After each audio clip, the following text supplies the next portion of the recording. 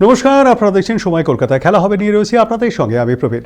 রবিবারের ম্যাচের পর এক্স গ্রুপে সকলের ওপরে রয়েছে দক্ষিণ আফ্রিকা। তাদের point 2, net run rate plus 3.800। Bharat সকলের নিচে, তাদের নেট রান রেট মাইনাস 3.800।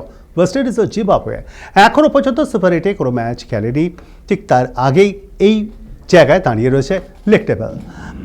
ভারতের বাকি দুটি ম্যাচ রয়েছে জিম্বাবুয়ে এবং ওয়েস্ট ইন্ডিজের বিরুদ্ধে। 26শে ফেব্রুয়ারি চেন্নাইয়ের মাঠে জিম্বাবুয়ে এবং 1 মার্চ কলকাতার ইডেন গার্ডেন্সে ওয়েস্ট ইন্ডিজের বিরুদ্ধে খেলবেন সূর্যেরা।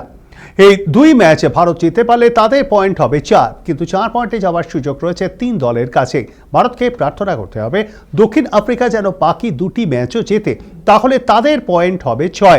সেক্ষেত্রে ভারত দুটি ম্যাচ জিতলে 4 পয়েন্ট নিয়ে সেমিফাইনালে সরাসরি চলে যেতে পারবে, কারণ এই অঙ্ক মিললে জিম্বাবুয়ে বা ওয়েস্ট ইন্ডিজ 2 পয়েন্টের বেশি পাবে না। কিন্তু দক্ষিণ আফ্রিকা যদি জিম্বাবুয়ে বা ওয়েস্ট ইন্ডিজের মধ্যে কারো কাছে হেরে যায় এবং ভারত তাদের বাকি দুটি ম্যাচে জেতে, তারপরেও 3 দলে 4 পয়েন্টে যাওয়ার সুযোগ থাকবে। সেক্ষেত্রে নেট রান রেটের ওপর বিচার হবে যে কোন দুই দল সেমিফাইনাল খেলবে। ভারত 76 রানের হারায় নেট রান রেট বড় ধাক্কা খেয়েছে, ফলে ভারতকে তাদের পরের দুটি ম্যাচে বড় ব্যবধানে জয় পেতে হবে। এরই পাশাপাশি প্রার্থনাও করতে হবে দক্ষিণ আফ্রিকা হারলেও যেন ব্যবধান বেশি না হয়। তবে এই সবই কিন্তু পরের জটিল অঙ্ক। আগে ভারতকে তাদের পরের দুটি ম্যাচ জিততেই হবে, কারণ এরপর আর একটি ম্যাচ হারলে আর ভারতের কাছে কোনো অঙ্কই কিন্তু সেমিফাইনালে যাওয়ার জন্য থাকবে না।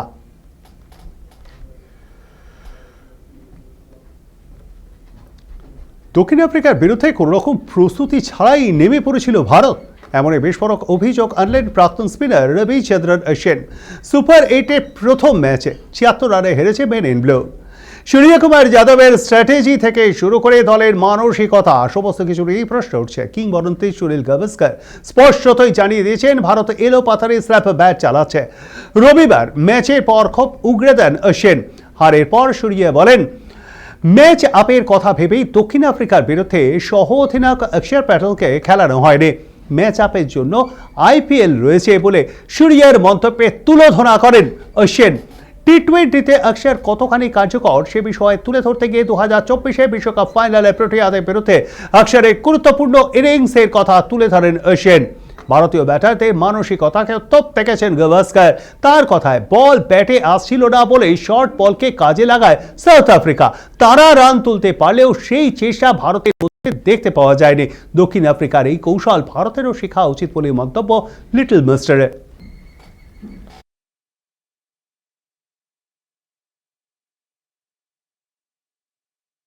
গ্রুপ পর্বের শেষ ম্যাচে জিম্বাবুয়ের কাছে হেরেছিল শ্রীলঙ্কা। সুপার 8-এর প্রথম ম্যাচে ছবিটা বদলায়নি নিশাঙ্কাদের জন্য। ইংল্যান্ডের কাছে 51 রানে হেরে সেমিফাইনালে সবচেয়ে বড়সড় ধাক্কা খেল শ্রীলঙ্কাও। গ্রুপ পর্বে অন্য ম্যাচগুলিতে দর্শন সানাকারা যে দাপট দেখিয়েছিল পাল্লে খেলেতে, তার কোনো ছিটে ফোঁটাও দেখতে পাওয়া যায়নি, বরং তাদের সেই চীনা পিচে ব্যাটে বলে নাসারাবোধ করে ইংল্যান্ড সেমিফাইনালে তোড়ে এক পা এগিয়েই রইল। অলরাউন্ড পারফরমেন্সে ম্যাচের সেরা উইল জ্যাক্স, শুধু পিচ নয় পরিবেশও সেরা। গ্রুপ পর্বে একেবারেই ছন্দে ছিল না ইংল্যান্ড, ফলে খড়ের মাঠে এগিয়ে থেকেই নেমেছিল লঙ্কা বাহিনী। দুরন্ত ফর্মে আছেন নিশাঙ্কা থিক্সারারা, কিন্তু প্রয়োজনের সময় সেই ফর্মের ছিটে ফোঁটাও দেখা যায়নি তাদের মধ্যে। টসে জিতে প্রথমে ইংল্যান্ডকে ব্যাট করতে পাঠিয়েছিল শ্রীলঙ্কা। স্পিন সহায়ক পিচে ইংরেজ ব্যাটাররা একেবারেই স্বচ্ছন্দ ছিলেন না। হারে প্রক স্যাম কারান কেউ রান পাননি, কিন্তু একদিকে রানের গতি বজায় রেখেছিলেন ফিল সল্ট। শেষ পর্যন্ত ইংল্যান্ডের রান পৌঁছে 146 রানে। টি-20তে এই রান তারা করাটা একেবারেই জল ভাত, কিন্তু শ্রীলঙ্কার পিছে নয়। আর সেটাই হলো ব্যাটাররাও মাটি কামড়ে ধৈর্য দেখাতে পারলেন না। যদি দেখাতেন তাহলে হয়তো ছবিটা অন্যরকম হতেই পারত। শ্রীলঙ্কার ইনিংসে শেষ হয়ে যায় মাত্র 95 রানে। লঙ্কা বাহিনীর পরের ম্যাচ নিউজিল্যান্ড এবং পাকিস্তানের বিরুদ্ধে, ফলে চাপ পারল নিশাঙ্কাদের জন্য। অন্যদিকে সঠিক সময় ছন্দে ফেরে সেবে দৌড়ে এক পা এগিয়ে গেল ইংল্যান্ড।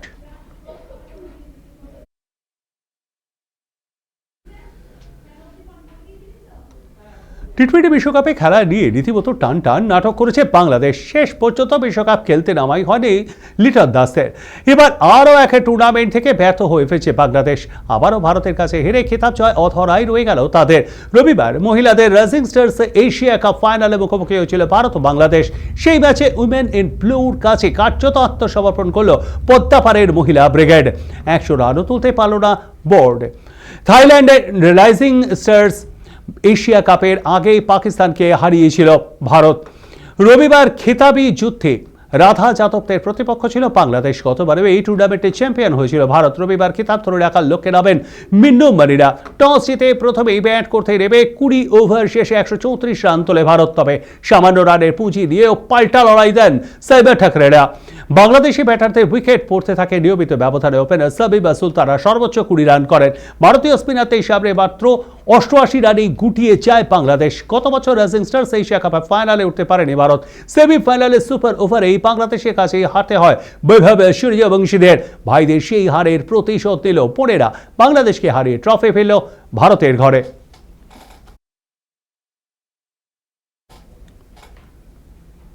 প্রথম বিয়ে থেকে তার প্রাপ্তি এক রাশ যন্ত্রণা। তবে দুঃখের সেই অতীত ফুলে আবারও 7 জন্মের বাঁধনে বাঁধা পড়লেন টিম ইন্ডিয়ার প্রাক্তন ক্রিকেটার শিখর ধাওয়ান। দীর্ঘদিনের আইরিশ বান্ধবী সোফি সাইনের সঙ্গে বিবাহ বন্ধনে আবদ্ধ হলেন গব্বর। নিজের বিয়ে নিয়ে সেইভাবে ঢাকঢোল পেটাননি প্রাক্তন এই ভারতীয় ক্রিকেটার। তবে জমকালো আয়োজনে 7 পা ঘুরলেন শিখর সফে।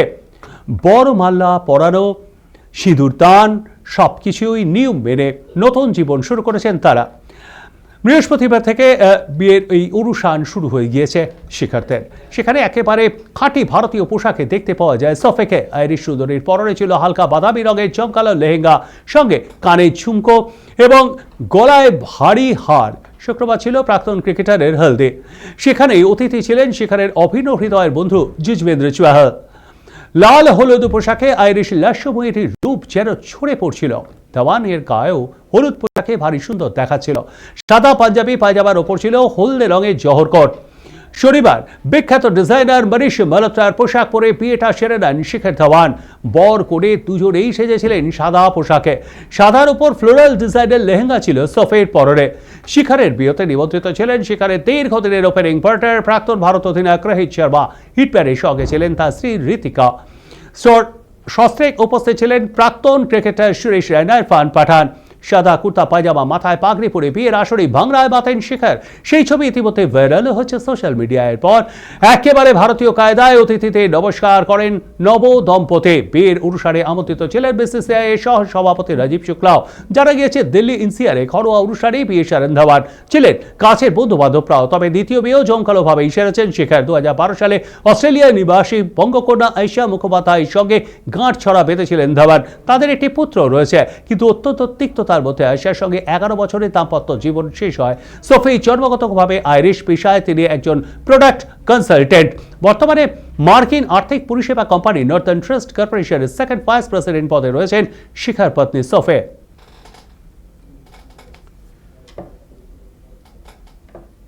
এখন এ পর্যন্তই। দেখতে থাকুন সময় কলকাতায়। সময় বলবে সময়ের কথা। নমস্কার।